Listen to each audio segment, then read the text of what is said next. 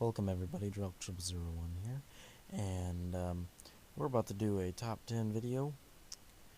I plan on doing these more often, like with top 10 PC games or top 5 RPGs or whatever you want. Just like leave in the comment what you want to see. But right now, this is the top 10 video games of Drelk.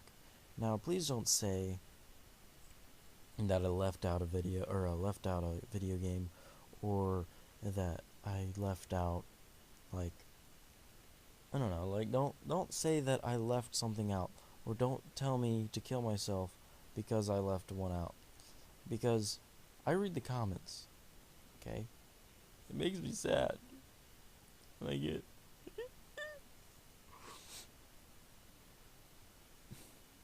Anyway, so I plan on doing a for this. I plan on doing a, like, depending on the era of the game. So say that Warcraft 2. Yeah, let's say Warcraft 2. So I just like Warcraft 2, the vanilla Warcraft 2. You know what? Let's use Red Alert because I don't remember what the Warcraft 2 expansion pack is. So Red Alert 2. I'll say I don't like Yuri's Revenge. I'll say Red Alert 2.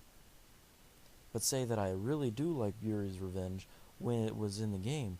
So I'll say Red Alert 2, Yuri's Revenge. So like World of Warcraft, if I really liked Wrath of the Lich King, I'll say World of Warcraft Wrath of the Lich King.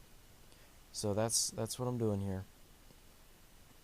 So without further ado, this is Drelk 0001's top 10 video games of all time.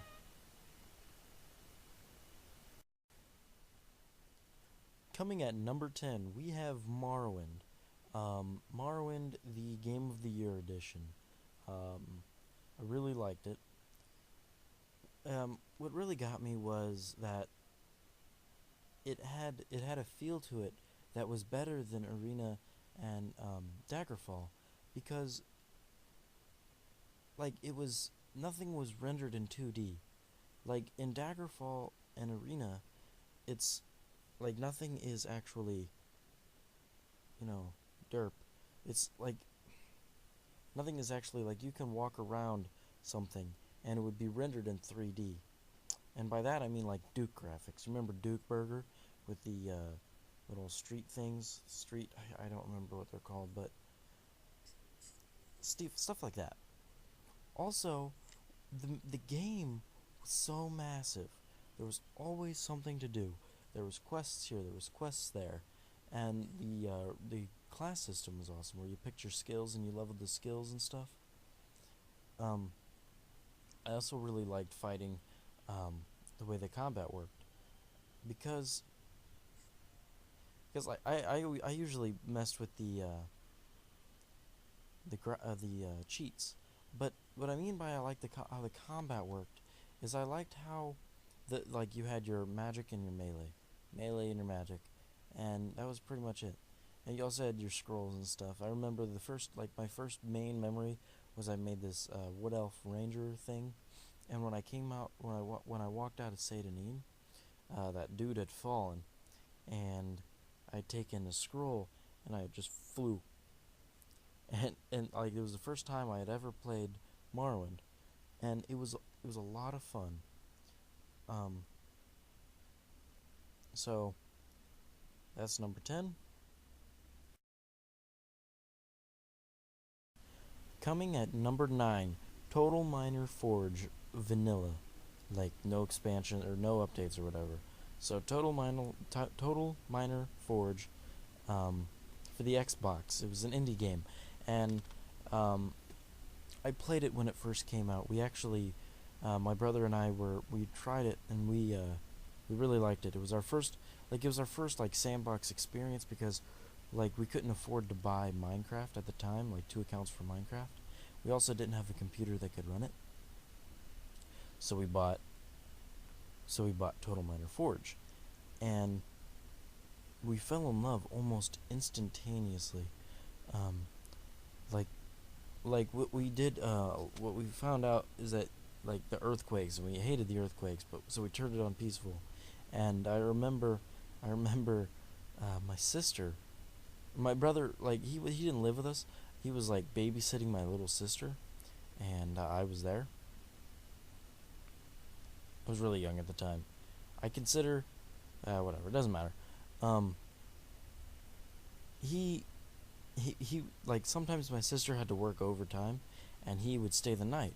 And instead of staying the night, he would just sit here with me and play Total Miner. And that was pretty much his way of babysitting, was coming over and playing Total Miner. That's all we did the whole time. And I remember my sister, um, she was like 7 at the time, maybe a little bit older. I'm thinking around 6 or 7. Yeah, let's go with 7. Um, we were playing Total Miner, and she had discovered the spiders, and she thought the scream was so scary. And this was when the game had just come out, so it was relatively new. Things like that. I had a lot of fun because it was my first like mine sandbox build experience. I loved it. I had so much fun with it. I was clinically addicted. Like I would wake up and just want to play. My only problem, the only flaw with it, um, is that there was like it was so easy to mess up your world. Like you could get like overproduction or something, but they had the way that you could sell it. There was a lot of weird stuff in it. Um, it might just be because I was playing so early, that it might be that's why, but I'm not sure. Coming at number 8, we have Halo 3. Halo 3. I'm not a big first person shooter fan, I'll be honest, but I loved Halo 3. Like it gave me the nerdy side of science fiction, and I don't know, it was weird. My brothers loved it. And like everybody in the neighborhood played it. And like we would like get together, and I would gun smoke everybody, and then my brother would come in and he'd be like "Brrr," and he would beat us all, and like all of us would team up against him and he would beat us, and things like that. And it was weird, and we would set up strategies to kill him, and it sucked. We couldn't beat him. So it was bad. I did play a little bit MLG, but I wasn't too good at it. Yeah. On Halo 3, I wasn't really good at it. Yeah. But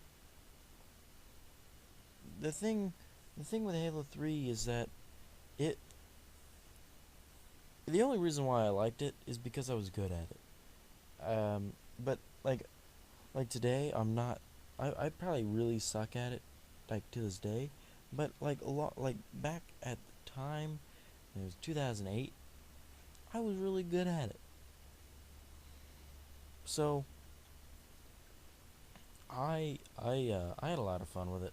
I beat the campaign really fast. I collected a lot of the skulls. I don't remember how it ended. You remember it was 2008 the last time I played it. That's 4 years ago. Um, Also, I remember little to nothing about that game, to be honest. I just remember that I was really good at it. I beat my friends, and then my brother would come in. That happened a lot with Halo 2. Um, so I didn't mention this earlier, but if there is 2 games in the same series, I can only pick one that is my favorite. Which was really hard because I really liked Halo 2. So, yeah.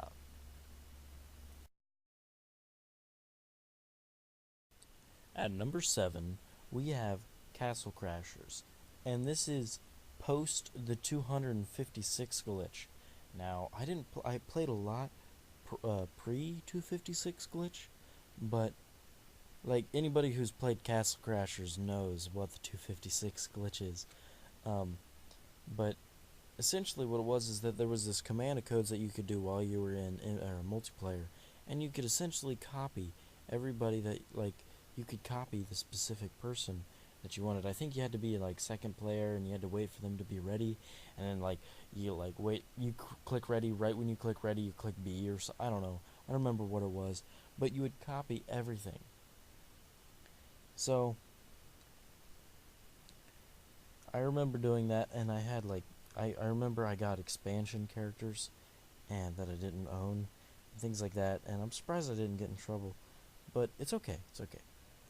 The thing with Castle Crashers is that it I loved it. It like it gave me that side scroller beat 'em up style that I enjoy.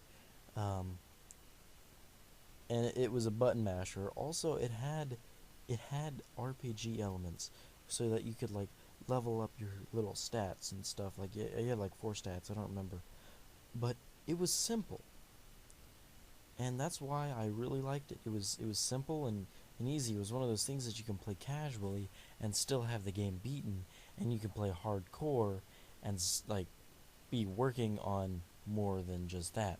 My the only problem I really have was the the size of the game.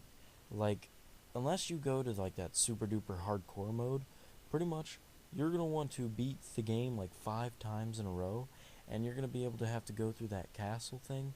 I don't remember what it's called, but that castle thing where you get the where you beat the laser guy, where on the sides it has like hot coals, but where you can beat that zone without getting hit once. So you're practically going to be have to be like 60 or 70, 70, 80 level, and then you're going to have to do that hardcore mode, which the hardcore mode isn't like Diablo hardcore mode. It's actually like super duper difficulty. And I really liked Castle Crashers. Um, I remember when I got the Necromancer thing, and I loved it because like I would cast it and like a bunch of skeletons would run, or I'd cast and a bunch of skeletons would run. I remember kicking his face in some dungeon towards the end of the game. I loved Castle Crashers. Like there was when I bought it for the first time, like I started getting tired, so I went to the store and I bought soda because I wanted to keep playing. Like like that doesn't happen that often for me. I don't know. So Castle Crashers. Um, yeah, I beat it in one night once. That night that I was talking about with the monster, the energy food caffeine. Yeah, I beat the game in one night. At number 6, we have RuneScape 2007 or RuneScape 2. Now, I loved RuneScape. I was the first one of my like group of buddies that had my first level level 99 skill. I think I had my skill cape and tree or wood cutting. Yeah, wood cutting. And when I heard that the 2007 servers were coming back, I was ecstatic. I started playing, and I had a lot of fun. And I couldn't stop. I couldn't put the keyboard down and things like that. And then my mom took my computer, and I was devastated. My life, like, pretty much ended right there. And it sucked. It sucked. I'm still traumatized. Why? At number 5, we have Diablo 2 Lord of Destruction. All I have to say is that I have a level 99 Necromancer and a level 60 some um, Sorceress. Yeah, that's pretty high. Yeah. So I have some pretty beefy characters. Also, this isn't my footage, but I played a Barbarian, and it was my first hardcore character, and I guess it's really hard with hardcore, and I ended up getting really mad because I got him to like 40 something, and he died, and I was like, Roar! And then I lost Diablo 2. I lost the disc and everything in the move when we moved, and so I can't find it, and so that's why I kind of stopped that Diablo project, the Diablo playing project, that I'm pretty sure you guys all know and love and stuff and junk and things. Um, that's what happened. In case you guys are wondering why I stopped, there you go. This is the news. I stopped because of that. Just as I said, anybody who's played Diablo to 99 would know what I mean. I have a level 99 Necromancer, a level 60 some, I think he's 60, like perfectly 60 Sorceress, and a 40 some dead but 40 some uh, barbarian. At number 4, we have Super Smash Bros. Melee. Super Smash Bros. Melee, man. That's all I have to say. Actually, that's not all I have to say. I have to say that I happen to love Young Link. Now, people are like, well, he's just the same as Link. No, no, he's actually faster. He's actually faster, and he has the cute noises. Also, on top of that, he drinks milk. Okay, he drinks milk. Actually, I think adult Link does that too. It's been a few years since I played actually. Um, Now, one of the big reasons why I liked it is because I used to stay at my buddy's house, and we would have a couple of our friends over, and like it would be like 5 people having like a tournament and playing Smash Bros. And we would all beat up on each other, and then we would go over to my house, and my dad and my 2 brothers would, or like 3 or 4, yeah, my 3 brothers would join in, and some of their buddies would all join in, and we'd have like 16 people playing Smash Bros. All at the same time, and it was awesome.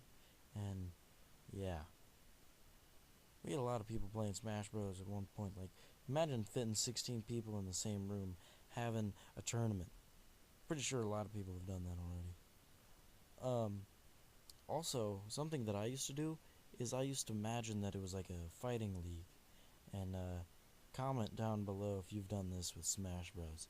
Where you're acting like you're in a fighting league and you had to fight, and each of them, like, I rolled a D10. Actually, I rolled a D10,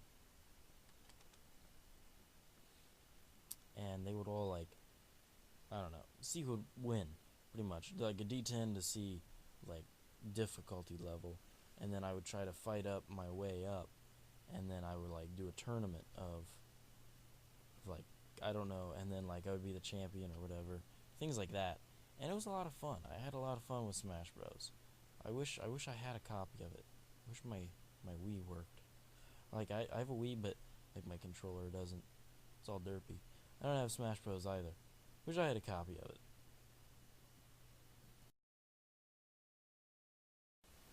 At number 3, we have Fable: The Lost Chapters. Now, I understand, like, with the Morrowind, I really liked the big open world, and I loved the graphics and stuff. And Fable just doesn't compete with that because it has a different feeling. It's a different type of game. It's one of those games that, as I said with Castle Crashers, I can play casually and I can love it. Though, when I get in the stage of I want to play Fable, it's usually not casual. It's usually just Fable, Fable, Fable all day long, all night.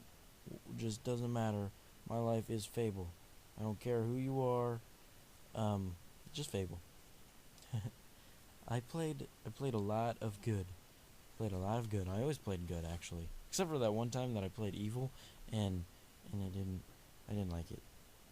But I do play neutral sometimes. I played this lawful good or lawful neutral character, and I ended up just being really, really, really good, and it was weird. I also tried to make decisions like I would in real life, and I ended up being really good with a halo and everything. So I don't know. Does that mean I'm good or not? Mm-hmm. And that's also what I really liked about Fable is the customization of the character that you can be who you want. You don't have to be this guy.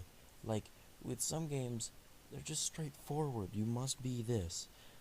The only flaws that I can really find with Fable, which I'm sorry I haven't been making flaws with other games, is that um they like I think I can't remember who it was. I think Escapist or something. Yeah, I think no, it was like fully Ramble Modic or something. Matic. Fully Ramblomatic. I can't remember who it was. He did a review on it, and pretty much you you can be stupidly evil, and people would cower, but still they would ask you for help with quests. And it didn't make any sense because, like, you would think that, oh well, me and her, like, as like the pretty much the same problems he had, I had. But I loved the game. Like, it was so addicting. I fell in love with it so much. You guys don't even understand the amount of love I have for that game. Whatever. It's fine though. It's a good game. Check it out if you haven't played it. I played it the most on the PC. Recently, they came out with an anniversary edition for the Xbox One, which I'm dying to play. But I don't know.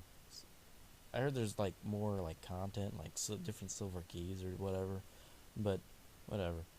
Um, yeah, Fable. At number two, we have The Legends of Zelda: Ocarina of Time. Um, specifically, version 1.1. I think there was three different versions. I was talking to my girlfriend's buddy about it the other day, and he said that there was three different versions, and he told me that the different things, um, the different changes that they made in the different versions. I'm not sure if he was correct though. It's okay. Um, but I love this game. In fact, no, it was the second video game I have ever played in my life, and it was so much fun because I remember I was excited because I became an adult Link for the first time. It took me like a year. Remember, I was like 4. I was 4 years old, and like the game had just come out and stuff like that. Um, yeah, I was really young. I was like 4, and I became an adult Link. Um, now Now I had an obsession with this game in middle school because my mom had found our old N64 and the BIOS battery was broken, so we had to get a new copy of the game, and we bought controllers, and and it was awesome, and I played through it and stuff. So then I bought off my buddy a GameCube, and then I bought the GameCube version of it, and I played the crap out of the GameCube version, mainly because I had Master Quest.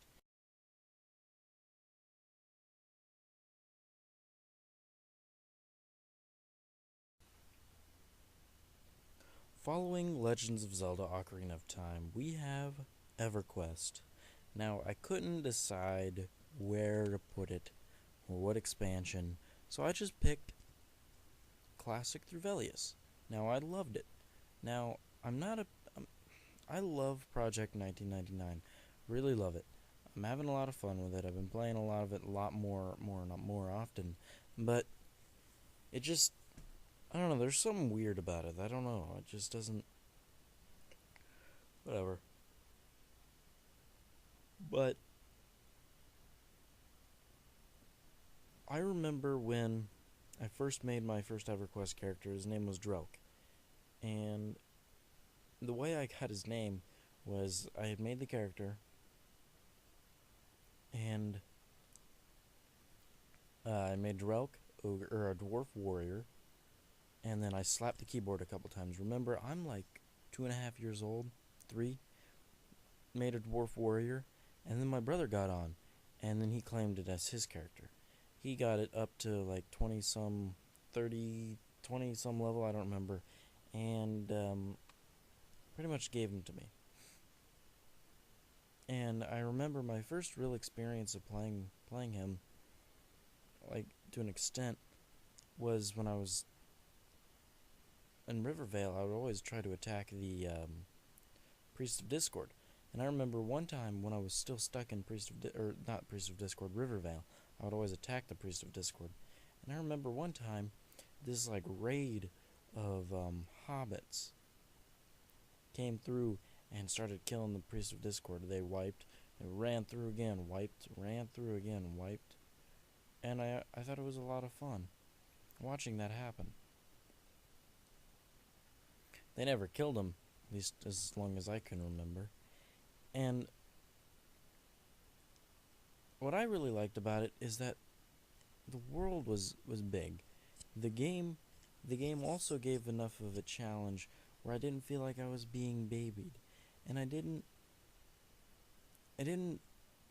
like with World of Warcraft they hold your hand and they're like, this is where you go, do that. And they have things with like question marks and exclamation marks over their head and things like that. EverQuest never had that. Are you kidding? Like, I remember my buddy had gone from WoW to EQ and he said it was the dumbest thing he's ever played because there weren't any newbie quests. Well, here's the thing with EverQuest. There are newbie quests. You just can't be a noob to, you get what I'm saying here? So then I remember vaguely Ruins of Kunark. I was really, really, really young, and I vaguely remember Ruins of Kunark coming out. And I remember my mom and dad were excited about it, and my brothers were like, "Yeah," stuff like that. And I didn't really play. It's not like I remember making, like, enjoying the content, but I do remember it coming out. Vaguely remember it coming out. And I guess around that time, it's not that I don't really remember anything, but I do know that, like, on the Fippy Darkpaw progression server, I loved Ruins of Kunark. In fact, I made an Ixar monk, played the crap out of him. Of course, I had my human Dark Elf Necromancer, and I played a lot. The Project 1999 is currently in Ruins of Kunark. That's for sure. Scars of Velius is well underway, but this isn't a P99 review. This is an EverQuest Classic through Velius review. Now, it's not even exactly a review, it's like a top 10 video, but the point is that EverQuest gave me a sense of achievement that no other game gave me before. Granted, you would call it Evergrind, because there was a lot of grinding. I'll give you that. There was a lot of grinding. Also, something I liked, since I played on the test server a lot, because that character that Drelk was on the test server, I had a chance of logging in and playing as an NPC, and I always hated it though. But for some reason, I wish that I could go back and try it. Yeah, I wish I could go back and try it.